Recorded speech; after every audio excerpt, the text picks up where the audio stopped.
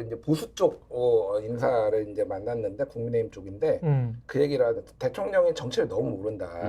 솔직히 지금은 돈 풀어야지. 무슨 소리야? 무슨 긴축재정이야 지금 선거 앞두고. 그치. 이게 네. 지금 수가가 오고 있는 게 네. 사실은 그 이게 잘 모르시는 분들이 있는데 네. 그 정부 중앙 정부가 지방에 줘야 지자체에 줘야 되는 지방 교부금이라는 게 있어요. 예. 그게 법을 이제 예산안이 이제 국회를 통과하는 거니까 이거는 꼭 줘야 되는 거예요. 근데 그렇지. 지난해 이제 57조 원이 펑크가 났잖아요. 네. 세수가. 그래서 기재부가 마음대로 지방 교부금을 안 줘버렸어요. 그랬다 그러대. 예. 예. 그래가지고 지자체들이 일부가 지금 권한쟁의 심판을 헌재에 걸었어요. 권한쟁의 심판이 뭐냐면은 이쪽 우리가 침해받았다. 우리 권한을 받을 권한을 쉽게 얘기를 하면 이거 이제 돈을 받을 수 없겠지만은 이 부분에 있어서 명확하게 하기 위해서 이제 나중에 나올 거예요. 그게.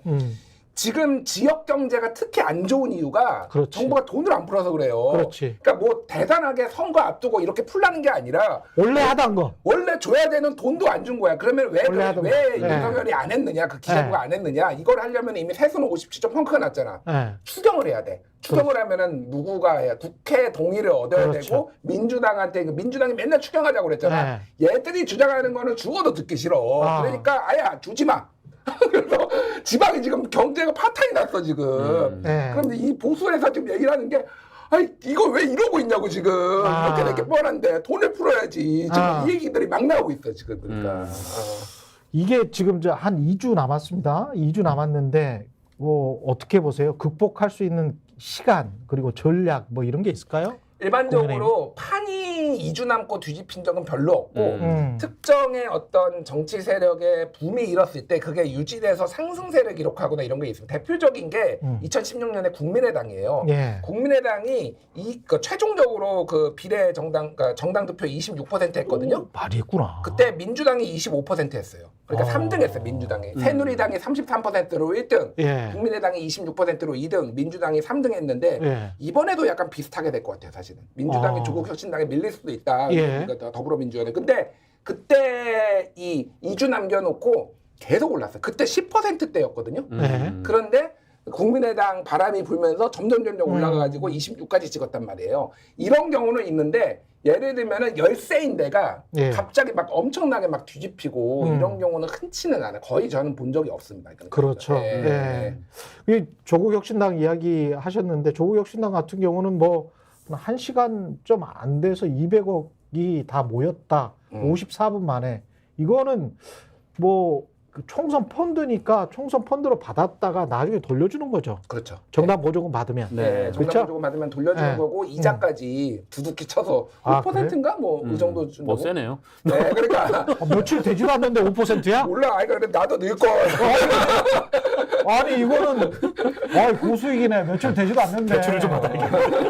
근데 이미 끝났어. 끝났어요. 이미 끝났어. 54분 만에 끝났고 한 몇십억이 더 모여가지고 그건 또 반환했다고 하더라고요. 반환했대요. 그래서 알았으면 나도 넣었을 걸. 이거 5% 그냥 먹는 거 아니야. 민주당은 어떻습니까? 그러면 지금 분위기가 좋습니까? 아니면은 민주당은 여기에서 더 끌어올릴 수 있는 연 3.65%네요. 연 3.65%. 네. 그저 그러네. 그저 그러네. 그렇진 않다. 굳이 그러면 뭐 기간으로 생각을 하면 1%도 안 주겠는데? 뭐 그렇죠? 국고보조금 받으려면 그래도 좀 0. 얼마 0. 몇 % 주겠네. 나쁘진 않아요. 나쁘진 않아. 근데 거기에 이제 후원한 사람들이 뭐 돈을 돌려받기 위해서 후원했다기보다는 뭐 그 정도의 열망이죠. 열기가 있다는 거 아니에요. 네. 200억이라는 액수는 뭐 쉽지 않은 액수인데. 어쨌든 지금 민주당 지지자들은 사실 분위기가 굉장히 많이 올라온 것 같아요. 민주당 지지자들. 그러니까 총선 날만 지금 꼽아놓고 기다리고 있는 좀 그런 상황인 것 같고. 범야권 지지자들이라고 할 수 있겠죠. 네, 그렇죠. 범야권 지지자들이 그런 것 같고 민주당 같은 경우에는 좀 이제 몸조심하자는 분위기가 내부에 좀 있더라고요. 그러니까 사실 지난 선거 때 이제 180석 정도를 했지만 그 여기서 좀 몇 표 차이로 왔다 갔다 할 수 있는 뭐 1, 2% 차이로 왔다 갔다 할 수 있는 지역도 꽤 많았거든요. 그러다 보니까 이제 이게 마지막에 좀 실수하거나 아니면 뭔가 좀 잘못 풀리면은 좀 이 판세가 좀 이게 좀 나빠질 수가 있다. 좀 그런 생각을 하고 있는 것 같고. 민주당은 좀 몸조심. 민주당 지지자들은 굉장히 좀 신나 있는 그런 상황인 것 같습니다. 근데 범야권이라고 제가 이야기를 했는데 새로운 미래에도 봄 야권으로 볼 수 있어요. 어떻게 보죠? 아니, 그러니까 뭐 그냥 여당 아니면 다 야당이죠. 뭐 여당 그거를, 아니면 다 야당이다. 새로운 미래를 그렇다고 네. 야권이 아니라고 보기는 그렇고 거기에도 네. 윤석열 정부 심판도 얘기하지만 뭐 이재명의 뭐 대표에 대해서도 부정적으로 얘기하니까 그거를 아니라고 보기는 힘들고 다만 이제 어쨌든 새로운 미래가 어려운 부분은 지금은 어쨌든 전선이 윤석열 정권 심판으로 이렇게 선명하게 너무 모아져- 선명해. 너무 선명해. 너무 강해요. 그러니까 네. 그거를 그러니까 이게 뭐가 있냐면은 지지자들도 다 학습 효과들이 있는 거예요. 그렇죠. 보수 진영의 학습 효과는 박근혜 탄핵을 우리가 했던 거를 후회한다. 뭐 이런 게 있어요. 그래서 탄핵 이게 생각보다 보수층의 완강 만약에 뭐 윤석열 정권 뭐 이제 탄핵이 뭐 이런 총선 이후에 굉장히 완강한 저항에 이제 있을 그럴 거고 것 같아. 민주당 특히 호남 지지자들의 학습 효과는 뭐냐면은 2016년에 네. 민주당이 마음에 안 들어서 국민의당 한번 밀어줘봤는데 네.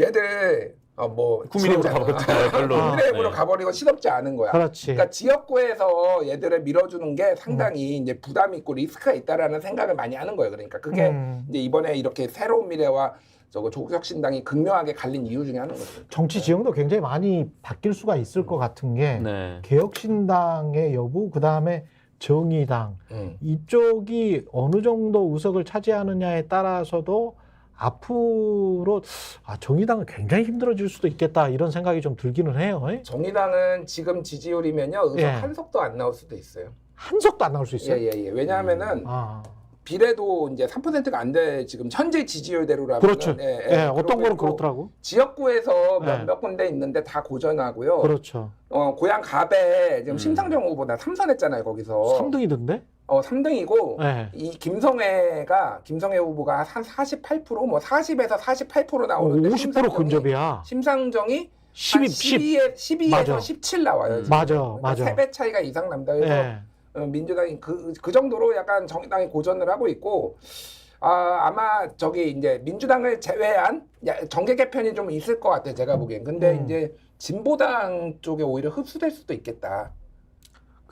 네. 저 입틀막 제일 처음에 다녔던 진보당의 네, 강성희 의원 있는. 네, 그리고 왜냐하면 이번에 예. 어쨌든 비례로 그러니까 더불어민주연합에서 이제 3석 정도를 진보당이 가져갈 거고 지금 부산 연제구에서는 그 야권 단일 후보가 이름도 맨날 까먹어. 김희정 연제구에서 이제 김희정이 나왔는데 김희정 나왔구나. 거기에서 이겨요 지금 진보당 후보가 여론조사상으로는 예. 거기가 완전 보수거든요. 그래서 80년대 이후로 딱 한 번 소위 말해서 야권이 그러니까 민주당 계열 진보가 이긴 적 한 번밖에 없어요. 예. 근데 지금 뭐 하여간 그런 상황이에요. 그래서 약간 진보당 계열 쪽으로 정의당이 이제 많은 개파들이 이탈해가지고 정의당이 와야 될 수도 있겠다 그런 생각도 들어요. 개혁신당은 한두 석이라도 가져갑니까? 개혁신당 아니 말씀. 네. 개혁신당은 뭐 지금 지지율대로라면 이제 비례대표에서 이제 한 2석 정도 두 석? 네, 있을 수 있지 않을까라는 건데 사실 그것도 이제 최대치 예상인 것 최대치예요? 같고요. 네. 개혁신당도 이제 자칫하면은 이제 이번 선거에서 좀 안 좋은 결과가 나올 수도 있지 않을까. 네. 근데 거기는 3%는 넘을 것 같아요. 3%는 넘을 것 같다. 2석 정도 봅니다. 두 석. 비례 네. 2석이고 거기는 이준석 대표가 이제 결과에 따라서 어떤 이유의 리더십을 보일지 뭐 일설의 얘기로는 조금 유학을 갈 수도 있다 뭐 이런 얘기도 있어요. 총선 끝나고. 총선 이준석 끝나고. 대표가. 예, 그래서 뭐 어려움을 겪을 텐데 어쨌든 뭐 합당하지는 않겠다. 국민의힘이나 뭐 다른 정당 합당하지는 않겠다라고 좀 길게 보고 가려는 것 같은데 이번 선거에서는 좀 어쨌든 뭐 룸은 좀 없는 것 같습니다. 여기까지 정상근 정치 전문 기자 김준일 시사평론가였습니다. 고맙습니다. 고맙습니다. 감사합니다. 네. 스픽스는 말하는 언론입니다. 대세는 유튜브, 그중에서 스픽스. 좋아요, 댓글, 구독, 알림 설정. 여러분이 저희를 사랑해 주시고 우리가 여러분을 사랑하는 4가지 방법입니다.